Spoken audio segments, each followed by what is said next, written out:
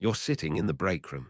Your coworker, the one who always leans on your desk and talks over you, just made a joke at your expense. It was sharp. It was personal.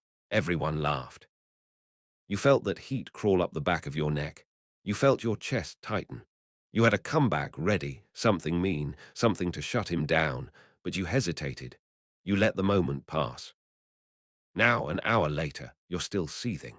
You're punching the steering wheel or staring at your monitor, replaying the scene. You're thinking of the perfect line that would have ended him. But you didn't say it. And that silence feels like a defeat. It feels like you're a coward. That feeling you're sitting with right now is not because life is unfair. It's not because people suck. It's because you're playing by rules that were designed to make you weak. And in the next 15 minutes, I'm going to show you how to change that. Here, what we're doing today. I'm going to walk you through the Stoic framework for developing the kind of silence that makes people respect you without saying a word. This isn't philosophy for the sake of sounding smart. This is an operating system, a way to process reality that makes you harder to break, harder to control, and harder to shake. Because here's the truth. Most men your age are getting weaker. Not physically, but mentally and emotionally. They're reactive. They're fragile. They need validation, attention, and certainty just to feel okay. They post their frustrations on social media, hoping for a like to soothe their ego. And the world is eating them alive. You don't have to be one of them. By the end of this video, you'll know exactly how to respond the next time someone tries to test your frame. Not in theory, in practice. But first, we need to talk about the mistake almost everyone makes. The mistake most guys make when they feel disrespected is simple. You think the problem is the other person. You think if you just explain yourself better, or shout louder, or win the argument, the disrespect will stop. You try to earn their respect by proving your worth. But the more you defend yourself, the cheaper you look. You're handing them the remote control to your emotions. If they can make you angry, they own you. The Stoics saw through this 2,000 years ago while surviving exile, slavery, and the weight of empires. They lived by a principle, the dichotomy of control. Some things are up to you. Your actions, your judgments, your character.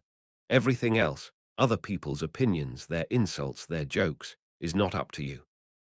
The moment you try to control what you can't, you lose your power. Epictetus was born a slave.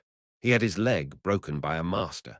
He had every reason to be the most reactive man in history. Yet he said, if someone succeeds in provoking you, realize that your mind is accomplice in the provocation. He realized that no one can hurt your character unless you let them.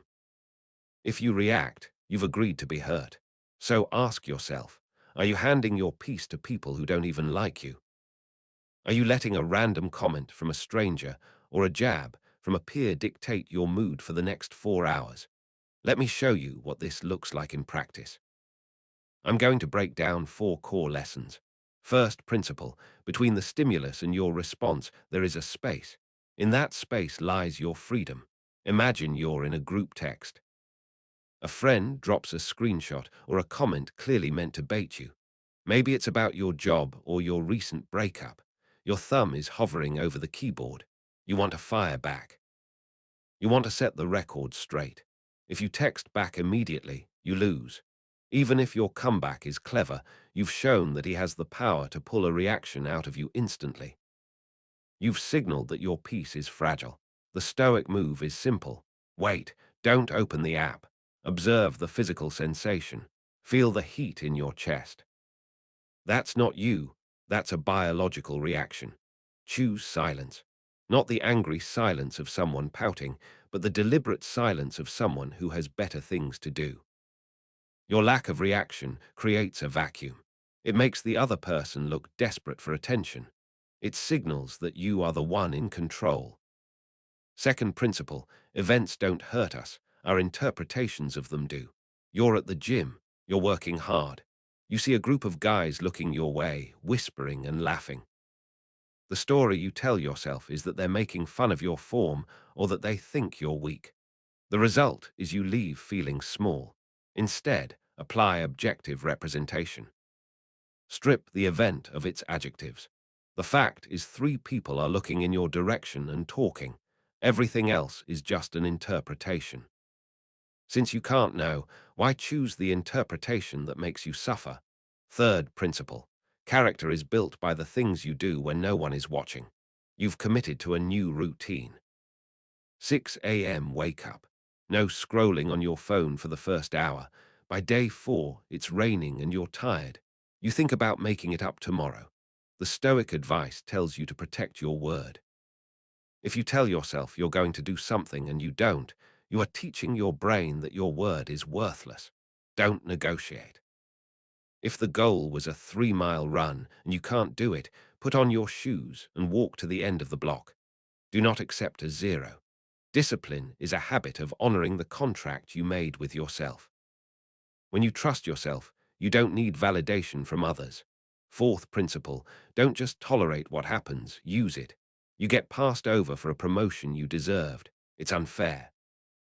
Most guys would spend the next month complaining. They become the bitter guy at the office. The Stoic move is to love this moment. It is the perfect training ground for your character. Accept the reality that the decision is made. Ask how this makes you better. Use the frustration as fuel to sharpen a skill that makes you undeniable. Knowledge without action is just entertainment. Here is your drill for the next 48 hours. I call it the 10-second barrier. The next time someone says something that triggers you, whether it's a boss, a girlfriend, or a stranger, you must wait 10 full seconds before speaking. During those 10 seconds, ask yourself if your response is going to improve the situation or if you are just trying to soothe your ego. If it's just ego, stay silent. If a response is required, speak in a lower, slower tone than usual. Facts only, no emotion. Tonight, open your phone notes and write down what triggered you if you held the barrier and how it changed the outcome. Do this tonight. When you've completed your first barrier, come back and comment. Controlled, no context, just proof. Look, I get it. Disrespect doesn't stop stinging just because you watched a video. The world is full of people who will try to pull you out of your frame to make themselves feel bigger. But remember this, you are not your circumstances. You are your response to them. You don't control the weather, the economy, or the mouth of a fool, but you control the man in the mirror. Silence isn't a sign that you have nothing to say. It's a sign that you have nothing to prove. Marcus Aurelius ruled the known world, and yet he had to tell himself every morning that the people he dealt with would be meddling, ungrateful, and arrogant, but that none of them could hurt him. If the Emperor of Rome needed that reminder, so do you. If this helped you find your footing, subscribe. We drop new training every week for men who want to build a mind that is harder to break. Next video, we're diving into the dichotomy of control applied specifically to modern relationships.